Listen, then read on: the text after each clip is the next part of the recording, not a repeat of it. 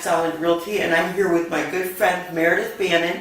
She does a lot of my real estate closings, and we're here to talk about aspects of closing a real estate transaction that are unique to South Carolina and to Hilton Head and Bluffton.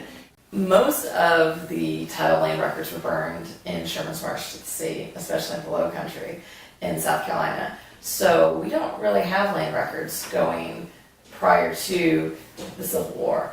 And that's really interesting because if you think about it, South Carolina, was one of the 13 original colonies. So we've had people living here in South Carolina for 400 years, almost, and we only have records for the past 150.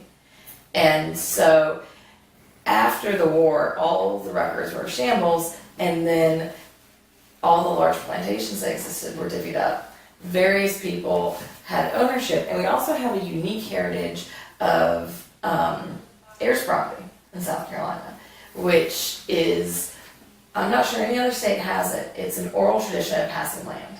So you don't have to, if it's considered heirs property, you don't have to have a deed on file to show that you own the land. And that's customarily a result of the freed slaves that lived here during the Civil War and after the Civil War. Exactly, that they acquired land and it is an ownership, but there was nothing written, there was nothing filed to preserve and keep that land in those families. And to allow them to have ownership of it, we have this whole concept of heirs property. It's also not unusual for them to share property.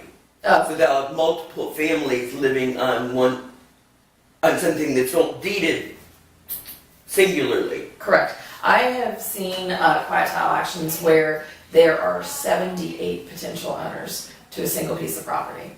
And so you have to go, as the lawyer on it, you have to go and track down all 78 people to pass this property clearly. And so what you can do with title insurance is, if we know that there's this issue and it's somewhat been resolved, but we might be missing a couple of heirs or something, we can affirmatively give coverage over that. So if that person pops up, we know about it, we've undertaken the risk, you're protected. Meredith, thank you so much for helping us out this morning and providing us with such good information and advice. If you have any questions about purchasing a home here, please give Meredith a call and she'll be glad to help you.